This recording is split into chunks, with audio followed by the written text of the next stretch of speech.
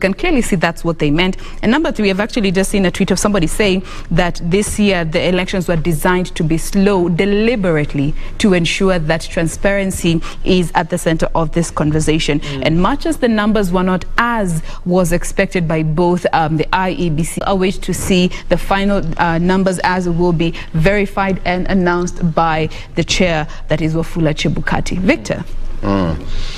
Just to add on top of that list that you've given out, Kuria, there's an information here that Kirinyaga Governor Anne Waiguru has successfully defended her seat, brushing off a scare from, excuse me, woman representative Purity Ngirishi.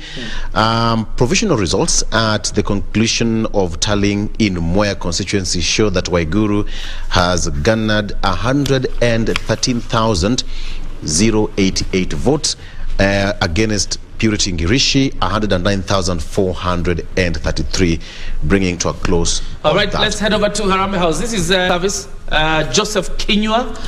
Let's hear what he has to say. Probably this could be the assumption to office committee.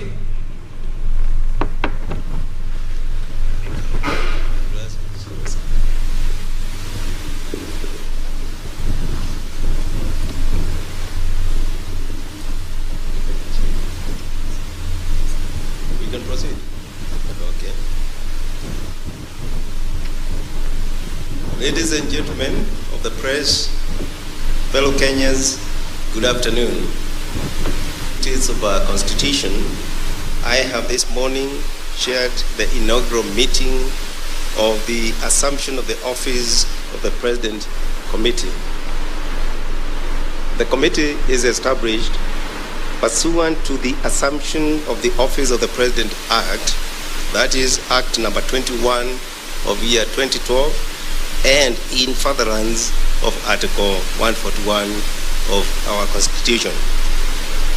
The committee's core mandate is to facilitate a smooth transition from the current administration to the incoming administration.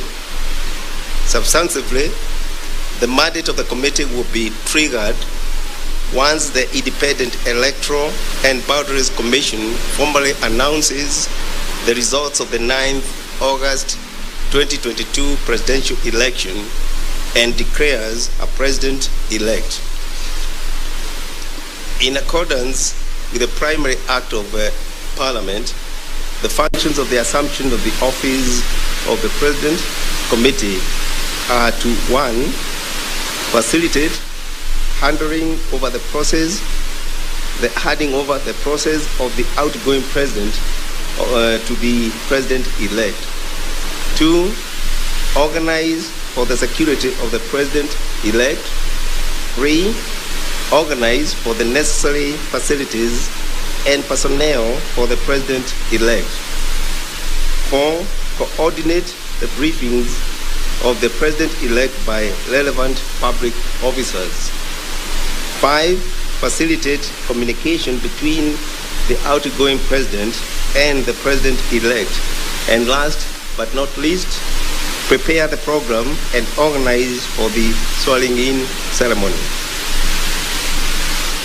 Finally, I wish to inform you we will be making periodic briefings to the nation as the transition process kicks off. I thank you.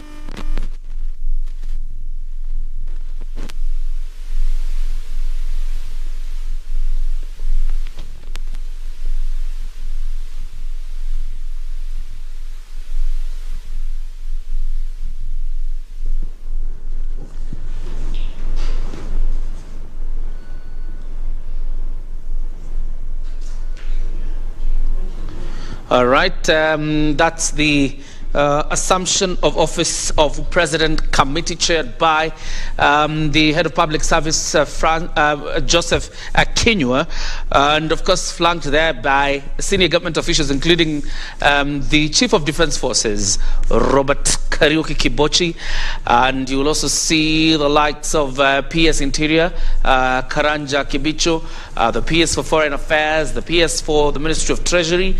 You also have the Inspector General of Police, Hilary Mutiama. Kambai, amongst other government officials really that form the committee that takes over the mandate of ensuring that the new president or the president-elect settles in, and part of it being organizing for security once we have a president-elect. Of course, this will be triggered by the announcement by IEBC of a president-elect, and so we were right. That is the assumption of office of president committee. Of course, also facilitate that the president-elect gets facilities and personnel once he has assumed office, and that's not the only mandate for the assumption of office committee. And I think it's the right time for even Kenyans to understand what to expect once we get to this time that we're all looking forward to, that